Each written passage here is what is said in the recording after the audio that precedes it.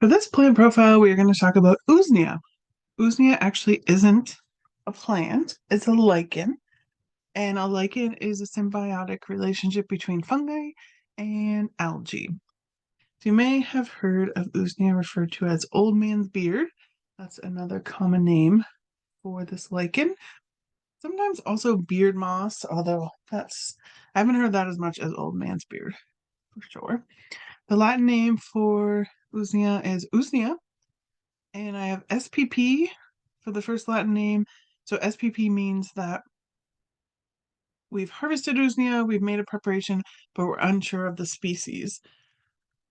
So there's about 600 species, a handful which are commonly used medicinally. So I've listed those ones here, and you can use all the species kind of interchangeably. They all have the same medicinal properties. So chances are, that's a good chance, I should say, that you aren't going to know which species you've harvested. And if that's the case, then when you're labeling your preparation, you would just put SPP. As far as identification goes, here's a picture, but again, because there's so many species, there are going to be some differing appearances. One way you can, decipher Usnea as the lichen you've harvested compared to another lichen, because there are lots of different lichens out there, is by kind of giving it a gentle tug on these thicker strands. And if it is elastic, then you know you found Usnea and you can use it to make your preparations. You'll find it mainly growing in the forest, like on trees. So it grows on lots of different ones: birch, conifers, deciduous. And we also want to remember that Usnea is very sensitive to air quality. So if you're in an area with poor air quality, you do not want to be harvesting Usnea because it does absorb pollutants quite easily. So we want to make sure that the Usnea we're harvesting is in an area with nice, good air quality. And interestingly, we'll often find that areas with bad air quality don't have as much Usnea growing, because it prefers to be growing in areas with nice, good air quality. Now, lichens take a long time to grow. So, although it can be quite abundant that we see Usnea growing in some areas, it may not in others. So, if you're living in an area where Usnea isn't abundant, then you want to be mindful of harvesting it maybe after a big storm when there's branches on the ground that have Usnea growing, or sometimes I'll see tufts of Usnea just on the ground. So, you just want to be mindful of how you're harvesting, and not maybe if you're just not seeing it that often, not just picking it off all the trees, because it does take a while to grow. And it can be harvested anytime. So that's one great thing about Usnea is, compared to a lot of our other medicinal plants that have a short window of when we can harvest them, Usnea we can harvest anytime. The energetics for Usnea are that it's cooling and it's also drying, but also it is mildly moistening, and that's mainly due to its polysaccharide and mucilage content. I haven't seen it really aggravate either a dry constitution or a damp constitution. It's pretty neutral in that area, so I wouldn't be too worried about adding it to a formula, say with someone who already has a dry constitution. We're also going to see that we don't use it for long periods of time. So that may also be why it doesn't seem to aggravate one constitution or another. And the taste is bitter and also astringent.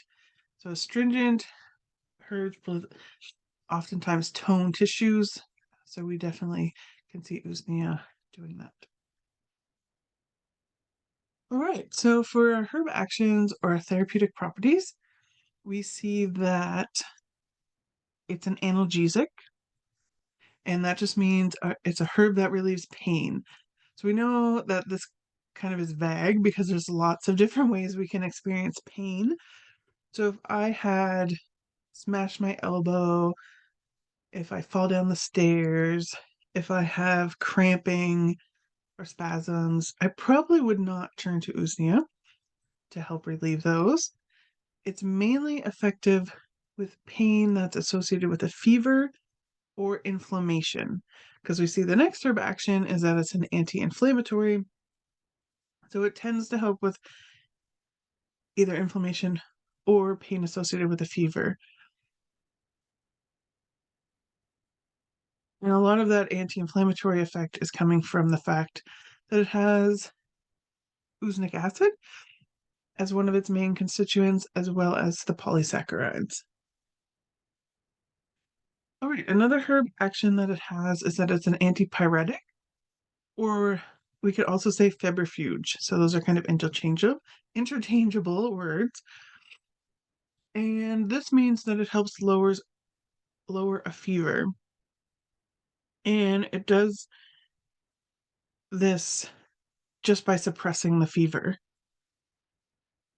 So it's going to really act more as an allopathic medicine, like ibuprofen or aspirin. Or another example of a herb that does this is willow bark. So it's just acutely reducing the fever. Whereas oftentimes herbalists are going to turn towards a diaphoretic herb to help with a fever, because diaphoretic herbs actually support the body's fever response. So they're kind of helping the body do what it's already doing. They work through circulation, increasing circulation to the periphery, relaxing capillary bed so the blood flows to the surface. So with diaphoretics, you're still allowing the fever to run its course, which is important because the fever heats the body up to the temperature which will get rid of the pathogen, and then you tend to feel better quicker. Whereas if we're suppressing a fever, the body isn't allowed to reach that temperature to kill the pathogen, and then the pathogen still lives on, and we tend to continue being sicker for longer because we haven't had that fever to kill off the pathogen. So obviously we can see here that diaphoretic herbs would be more conducive to allowing the vital force of the body to, respond to that fever, as opposed to a febrifuge that's kind of stopping that innate intelligence. There are instances where we would use an antipyretic, and that would be if we had a dangerously high fever that isn't coming down, even if we're using diaphoretics, and also if we've had a fever for a really long time. So, if you typically fever lasts for a day or two, if it's lasted for like 3 to 4 days, then that would mean that maybe we should turn towards a febrifuge, or of course seek medical attention if you're not feeling comfortable with the dangerously high fever, or because it's been going on so long, don't just say, well, these herbs should be working. Go to the doctor, go see what can be done, because obviously that can be quite dangerous. All right, then we have its antiseptic properties, and Usnea.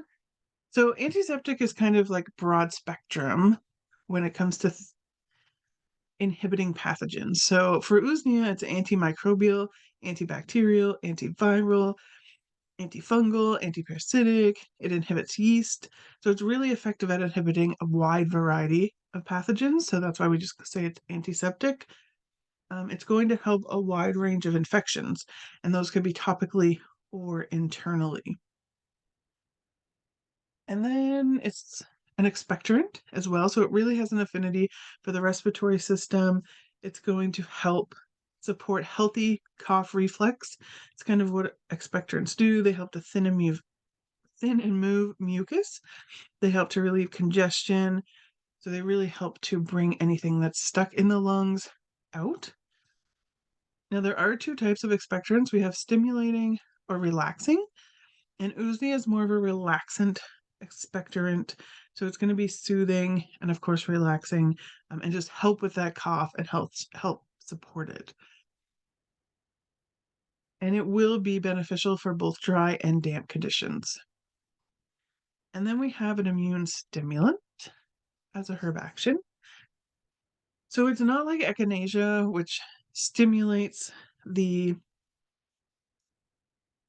the immune system and helps increase white blood cell count. It's not really doing that. What it's doing, because it has these antiseptic properties and it can really help fight an infection, when we see the immune system is working to fight off a pathogen, and then we take a plant like Usnea, which has these antiseptic properties, it will start helping to fight the infection. So it really takes the load off the immune system, allows the immune system to recharge and, come back stronger to help fight the infection as well. So again, it's not really that we see Usnea increasing white blood cells. It's more so that it's helping to take the load off the immune system to fight the infection. Now, most polysaccharide containing plants do stimulate immunity. So if you see a plant that has the constituent of polysaccharide, we can infer that it will be an immune stimulant. And basically, that's because polysaccharides are sugar molecules, and when the immune system comes into contact with them, it reads it as a pathogen. So the immune system sees this as foreign and it needs to bolster the immunity. You're often going to see this in medicinal mushrooms as well because a lot of them contain polysaccharides. So they are kind of immune stimulants in that way, as opposed to an echinacea, again, that I've said this is the third time, increases the white blood cell count.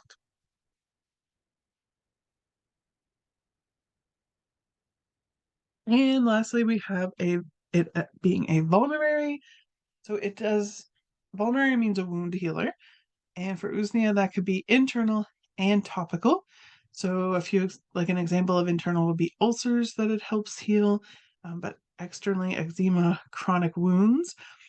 Because it has a strong antiseptic properties, it will prevent infections in wounds, but also heal the wound as well. And this is really important because we have herbs like comfrey who are really great wound healers, but they don't have any of the antiseptic properties. So you have to be really careful that you're cleaning out the wound with an antiseptic herb before you apply comfrey, or else you run the risk of trapping the infection in the wound. So with Usnea, we don't have to worry about that. It will clean out the infection plus heal the wound, which is great. All right, now we're going into our affinities. So Usnea has an affinity for the gastrointestinal tract. Mainly, it helps with fighting infections from the stomach to the colon. It also has an affinity, you'll see a little bit down in the list, for mucous membranes. And of course, the gastrointestinal tract has, it has a lot of mucous membranes there. So that's another kind of tie in to the gastrointestinal tract. It has an affinity for the immune system. So, we just talked about its stimulant actions, its antiseptic properties, and how it helps support a healthy immune response. And then because it has, these actions on the immune system, it in turn kind of has an affinity for the lymphatic system because it's going to help, clear out the toxins if there's congested lymph. So when the immune system's working really hard, oftentimes like killing off pathogens and things like that, we'll see the lymphatic system could become congested with these toxins that need to, exit the body. And so Usnea has an action on that because it's going to help clear those toxins out. And then again, I already mentioned it has an affinity for the mucous membranes. It helps with inflammation, particularly here it's with the respiratory mucous membranes. But when we have herbs that, work on one one mucous membrane area, it tends to be beneficial for the others. So mucous membranes are found in the gastrointestinal tract, the respiratory system, and the urinary system. So if a herb, like I just mentioned, if a herb is beneficial to one area of mucous membranes, it's going to be beneficial to the other two as well. But here we see Usnea being, very specific, not very, I shouldn't say very specific, but it really is beneficial to the respiratory tract. It helps, as I said, we talked about it's a relaxing expectorant, and it really So if you take Usnea, it really tends to go to the respiratory tract first, and to help with the infections or anything there. Uh, and then it will get some benefits, say, to the urinary tract by helping to clear infections there because it does have all those antiseptic properties. And then also, we already talked about fighting infections in the gastrointestinal tract too. Right. So let's talk about some uses. I think that would be a good thing to talk about next. So, Usnea does have a strong antibiotic activity against gram-positive bacteria. So gram-positive bacteria is going to be our, and I'm probably going to pronounce these wrong, but Streptococcus, Staphylococcus, and Pneumonococcus. So it will inhibit the pathogens and the growth there. It's not effective against gram-negative bacteria. So examples of that would be like E. coli and Salmonella. But again, if you have a, say Streptococcus, and you've tried taking Usnea, if you're not seeing improvements, please seek medical attention. We need, it's important that we don't say, oh, well, it should be working and just continue taking it even though we're not seeing any improvement. If you're not seeing improvement, then you should seek medical attention for sure. And it can be effective against the herpes virus family of viruses. It's commonly used both internally and externally for a variety of fungal infections. It could be at the skin, genitals, and nose. So examples would be athlete's foot, jock itch, and ringworm in humans.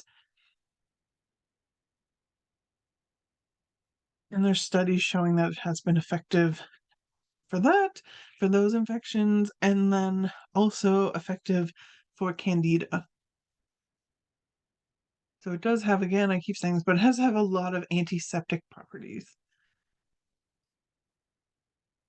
It helps promote expiration of the lungs, opening the chest, and resolving issues with yellow phlegm. Very effective for upper respiratory and lung infections. It will help with gastrointestinal infections and inflammation in cases of diarrhea or gastroenteritis. And it's commonly used against urinary tract infections as well. So you can see we're using a lot of infection, so it's definitely effective for this, for infections throughout the body. Kind of especially you're seeing where the mucous membranes are. So gut, respiratory, urinary. And then it's an efficient wound healer. And like I've already said, it helps to clean out the wounds, and then it's also going to help quicken the healing process of those wounds. So now we have our constituents. So I'm not going to read through these constituents because you won't want to hear me try and pronounce them. But I just want to point out here that a lot of the actions from Usnea are coming from the usnic acid and the polysaccharides, and we've already kind of discussed those already. And then these other two constituents as well.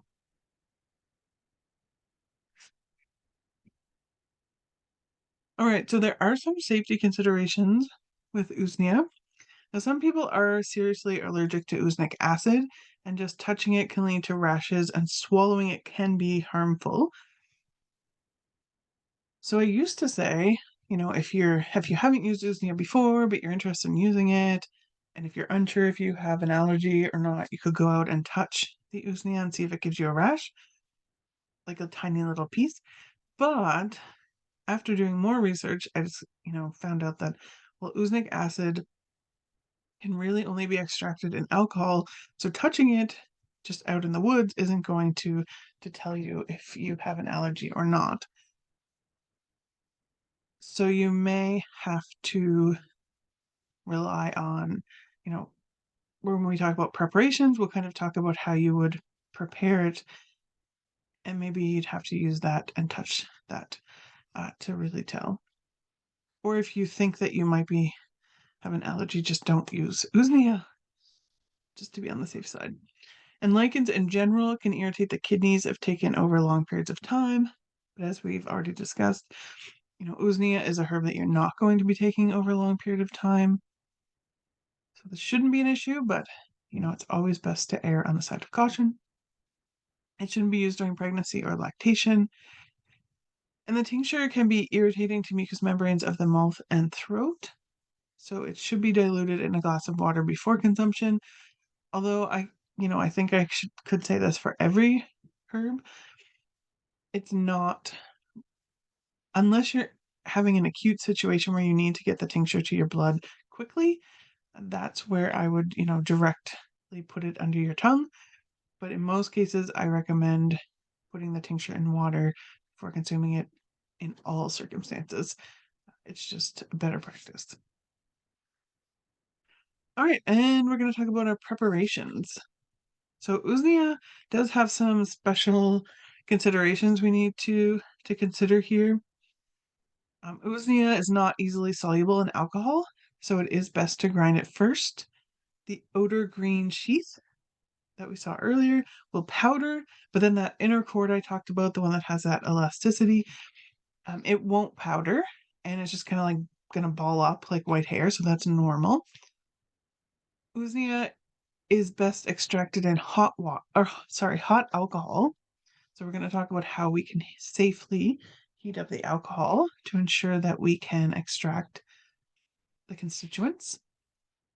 And then usnic acid is not soluble in water. So as I've mentioned, usnic acid is one of the constituents that, gives us a lot of these benefits that we've been talking about from Usnea. So we're going to talk about a way that we can still make Usnea as an infusion while still getting some usnic acid properties, because we'll be able to pull them out into the infusion. So let's talk about it. Okay, so if we want to make the strongest infusion, so you could make an infusion of Usnea without doing this, what we're going to talk about. You just will not be able to extract the usnic acid because it needs alcohol to be extracted. So if you don't drink alcohol, don't use alcohol, want nothing to do with alcohol, that is fine. Just know that you won't be getting as many of the benefits from Usnea because that usnic acid is just not going to be soluble in the water. Okay, so if we're okay with alcohol, then this is what we can do to make a strong infusion. We will grind the herb first, and then we're going to add enough alcohol to wet the herb. We're going to let that sit for 30 minutes, and then we're going to add hot water and let it steep. So that way the alcohol brings out the usnic acid, and then we're putting that into the hot water and letting it steep so the usnic acid will be in the water when we drink it. So for disease prevention or immune stimulation, 1 teaspoon of herb in 6 ounces of hot water and steep for 20 minutes. And we can drink 2 to 6 ounces up to 3 times per day. So maximum here would be 18 ounces of infusion per day. And in acute conditions, we can drink up to 1 quart per day. So that's the infusion. If we want to make a tincture, there's kind of 2 methods to do that because remember we need to have hot alcohol. So we can just use an oven that doesn't have an open flame, and we gently heat the alcohol in a pan or in a pot, and then we would pour that alcohol over our ground up Usnea that's in a mason jar. We could also do a slow cooker method, so we would put our ground up Usnea in the mason jar, put in our alcohol, put the lid on, fill up our slow cooker with water, put it on the warm setting, and then put the quart mason jar into the slow cooker. And I usually let it sit there for about 8 hours. And then I'll take it out and then I'll let it sit for 6 to 8 weeks before I strain the Usnea. And that's the same for the oven method too. If pour the hot alcohol on, I'll just let it sit for 6 to 8 weeks. The alcohol should turn an orangey color, and that just means that the usnic acid has been extracted into your alcohol. So the suggested dosage for the tincture for immune stimulation would be 30 to 60 drops up to 4 times a day. And if we have acute bacterial infections, 1 teaspoon up to 6 times per day.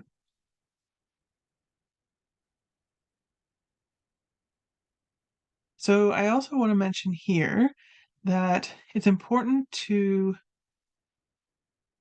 take into consideration whether you are sensitive to medicinal preparations or not really. So if you can typically take, well, really, if you haven't used Usnea before, then I would start with a small dose, like say a quarter of a teaspoon, see if you notice anything, and then kind of work yourself up to the 1 teaspoon if you haven't used Usnea before. And, some people are just going to tend to be more sensitive to medicines or anything than other people. So you want to keep that in mind whenever you are thinking about dosing of a herb. And then, of course, also if you've never taken the herb before, you just want to start out smaller. These are just recommended doses. Mainly, this would be obviously here, say for a bacterial infection, our maximum dose would be 30 mils per day, but that may be way too much for someone if they're, very sensitive. If they're a sensitive person to medicines or anything. So just again, be mindful of the dosage. Like we have here these dosage, but that's just a recommended dose. Always, use common sense with your particular situation. Okay, then nasal spray. So you can do 10 drops of tincture in water in a nasal sprayer and then just use as needed. So if you had a sinus infection or a cold or flu, just give it a few shots up the old nose and it should help. And then for external preparations, so we can do infused oil. So you can powder the dried lichen and then infuse the powder into oil using the hot oil infusion method, which I typically just do the same thing with the slow cooker. So I'll just put that in the mason jar and then put it in the slow cooker on the warm setting. You can also, once you've powdered the dried lichen, you can add enough alcohol to wet the herb, let it sit overnight, and then put in your oil, and then do the hot infusion method. And that way you're extracting any of the alcohol soluble properties. And then once the oil is ready, once you take it out of the slow cooker, then you can strain it and then either, add it to beeswax to make a salve or just leave it as an oil. So we can also just powder Usnea and then you can sprinkle it on the site of an infection as frequently as needed. This will work for most infections, but if you have impetigo, then it's best to use a tincture, either at full strength or 50% diluted and applied directly on the site of the infection with a cotton swab. You can do that for all of the infections, use the tincture if you want. But specifically, you do need to use it for impetigo as tincture. And then for vaginal douche, so we would just put a half an ounce of the tincture in a pint of water. And then you would douche 2 times a day when you wake up and go to bed and do that for 3 days. And that's it. So we've gone over Usnea. Thank you for listening. If you have any questions or concerns, please just go to the website, the Herbalist Association of New Brunswick website, so havnb.ca, and there's a contact page, and you can write your comments and questions there, and they will get to us, and then we can answer them for you. I do hope that you found this informative, and maybe you'll go out and, maybe you don't want to make a preparation of Usnea, but you can at least try and find it, observe it, touch it. It's always nice to be able to physically interact with our plants, whether that's us making medicine and taking them and using them on our body or just spending time with them in nature. It's always important. to be around the plants. Thank you again